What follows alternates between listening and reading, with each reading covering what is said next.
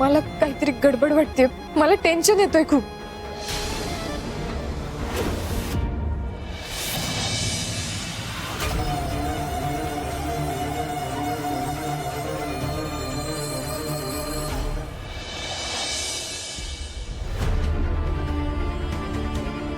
धैर्य, धैर्य, ए धैर्य,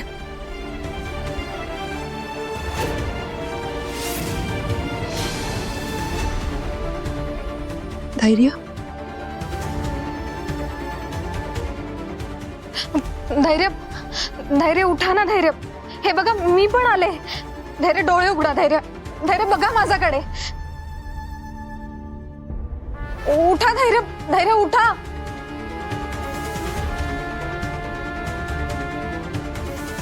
आई, मला काहीतरी वेगळाच डाऊट येतोय. नाही, एवढा गाढ कसा काय झोपेला?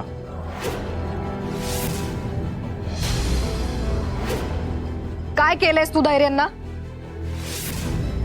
जागे का होत नाहीयेत ते?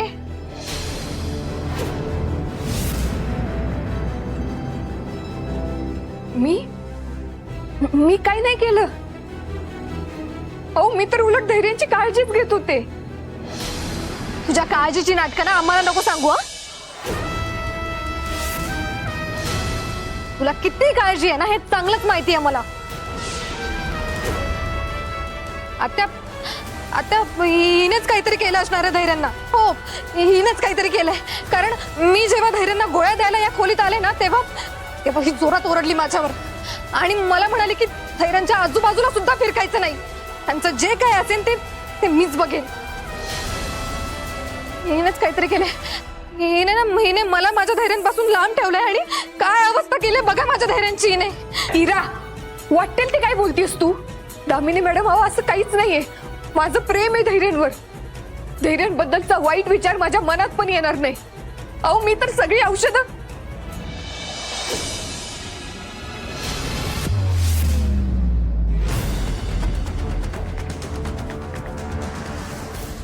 एक मिनिट.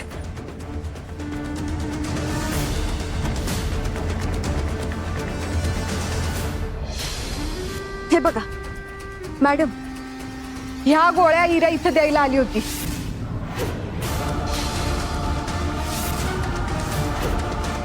आणि जेव्हापासून ह्या गोळ्या घेतल्यात ना धैर्य झोपूनच आहेत. ए सावी, तू काय माझ्यावर आरोप करतेस का? म्हणजे मी माझ्या धैर्यांना चुकीच्या गोळ्या दिल्या असं म्हणायचंय का तुला? ही इरा पण ना, हिच्यामुळे जर का सावीने डोकं चालवलं तर आमचं तर भांडच फुटेल.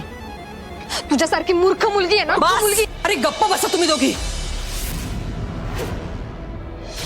अरे काय चाललंय तुम्हा दोघींचं? इथे धैर्य आजारी आहे, तो झोपलाय, कळत नाही तुम्हाला? नुसती आपली कटकट कटकट.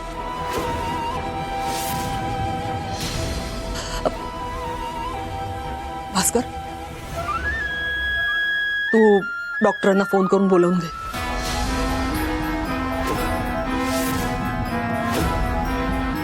आई, डॉक्टरांना बोलू? हा, म्हणजे डॉक्टरांना फोन कर आणि सांग धैर्याला काय काय होतंय ते.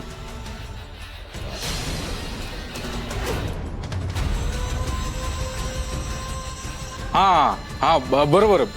डॉक्टरांना बोलवतो मी लगेच. हा हा.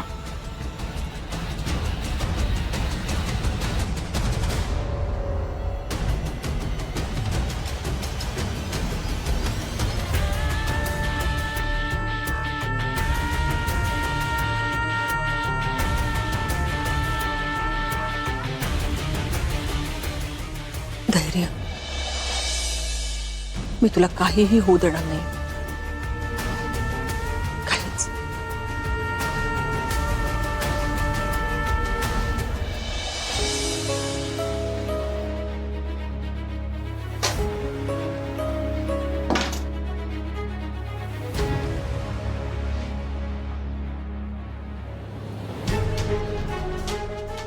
दीप, दीप,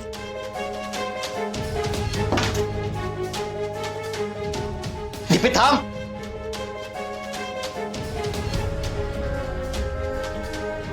कुठनं आणलेस एवढे पैसे? तुमचा काय संबंध विचारायचा? माझा काय संबंध? का नवरा आहे मी तुझा?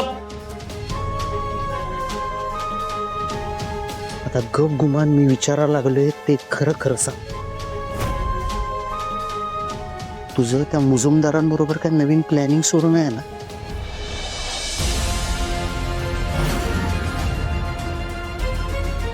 दीपे, तुला काय हाऊस आहे काय ग सतत सतत माती खायची? लाज पण वाटत नाही मी. अगं किती वेळा सांगायचं तुला तेच तेच. अगं ते मुजुमदार धड नाही, त्यांच्यावर नाही विश्वास ठेवू शकत आपण. सतत त्यांच्याबरोबर राहशील आणि कधी तुझा गळा कापून जातील ना, तुझं तुला कळायचं नाही. अगं कधीतरी नवऱ्याचा आई ग, लांब राहा त्यांच्यापासनं. नवऱ्याचा ऐक म्हणे. तुम्हाला सोयीस्कर आठवतं नाही तुम्ही माझा नवरा आहेसा ते? लांब राहा म्हणून सांगायला लागलात. मग बहिणीला सांगायच्या टायमाला काय विसरला होतात तुम्ही? का तुमची बोबडी वळाली होती? आणि हे बघा, मला हाऊस आहे म्हणून मी त्या माणसांच्या बरोबर नाहीये. तुमची लाडकी बहीण आहे ना, तिला हाऊस आहे माती खायची म्हणून ती माणसं माझ्या आणि आपल्या आयुष्यात आहेत. आणि आता पण तुमची लाडकी बहीण तिथं आहे ना, म्हणून मला त्यांच्या कॉन्टॅक्ट मध्ये राहायला लागतंय. काय वाटतंय ते बोलशील? हा?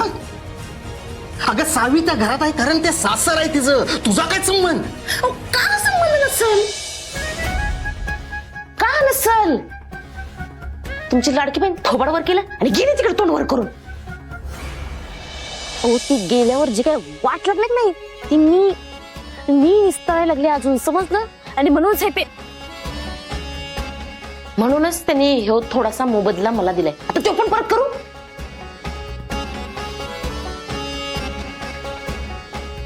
म्हणजे नक्की काय म्हणायचं तुला? जाऊ देत, मी लाख सांगेन हो तुम्हाला. खरं तुमच्या डोक्यात शिरणार आहे का ते? हा? त्यामुळं तुमच्या नसलेल्या डोक्याला जास्त त्रास देऊ नका. सोडा विषय. दीपे, जे काय असेल ते असेल, पण तू आत्ताच्या आत्ता हे पैसे घेऊन त्या मुजुमदारांकडे देऊन ये जा. तुझा आता फालतूपणा नको आहे मला. तो बस करा तुमचं, बस करा. ऐकून घ्यायला लागल्या म्हणजे तुम्ही वाटेल ते बडबडशील असं नाही.